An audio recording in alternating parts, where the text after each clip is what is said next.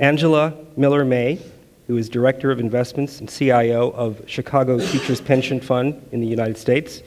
Dr. Mbui Ngacha, who is returning to the stage, Chairman of the Kenyan Sovereign Wealth Fund. Gerald Paul Kasato, Head of Investments of the National Social Security Fund of Uganda, and Rosalind Spencer, the Executive Director of the Baltimore Pension Fund. Why don't we begin the discussion today with Angela, if I may. One major impediment for investing in Africa for institutional investors from the United States has been the requirement for a long-term track record of successful investments before making the decision to invest. In this room, there are many investors from North America who may be hesitant or reticent to invest in Africa due to a perceived risk or unknown elements that may impact that decision-making. Do you believe that there is added risk in Africa? Is it any more different than other emerging markets? Is there anything that's unique about Africa that makes it more risky? And how do you, within your institution, justify adding an African investment allocation to your investment strategy? Good afternoon. This is my first time in Africa, and I am very excited. Thank you for having me today. I'm the Director of Investments for Chicago Teachers Pension Fund. It's a $10 billion fund, and we service over 35,000 active teachers and 28,000 retired teachers. We're long-term strategic investors in equities, fixed income, real estate, private equity, and infrastructure. We adhere to an asset allocation policy and an investment policy statement. And if I can, just remind you of some of the challenges that we face as an Illinois public plan. We have liquidity constraints. As Rochelle mentioned earlier, we are underfunded, as many pension plans are, and liquidity is a must for us.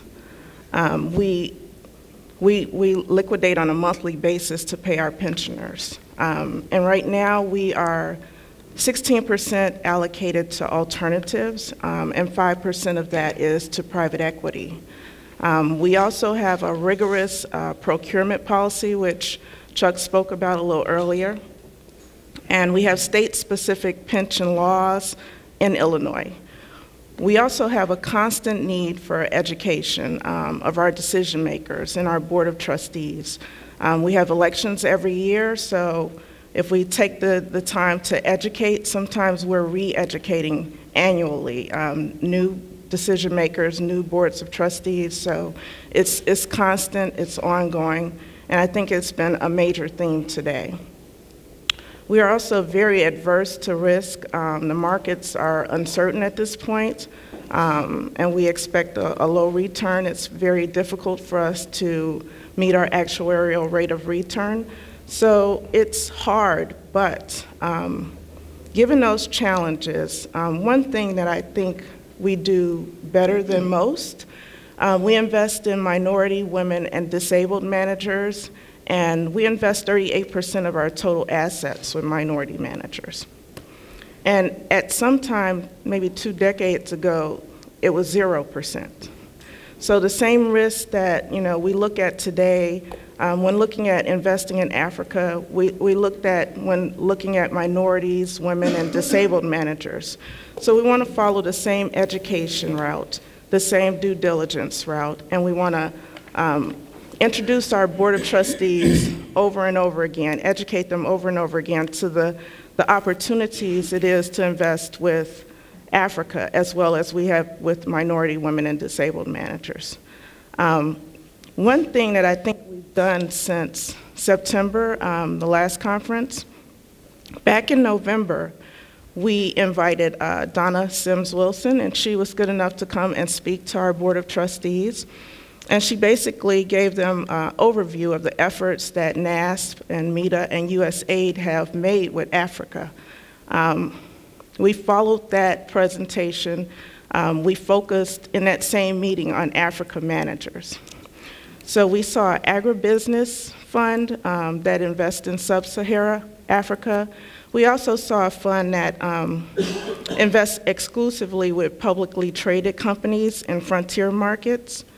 So we are beginning to seek out those managers that invest in Africa, and we're beginning a dialogue to understand the strategies. I truly believe that it is in manager selection, choosing the right strategy, and then to have the discipline and the conviction to stay with that manager and that strategy. So I think that's some of the things that we've done and some of the risk mitigation that we have to continue to do in order to invest here. Thank you. Thank you very much. Doing business in Africa. You can't afford to be without Africa Investor.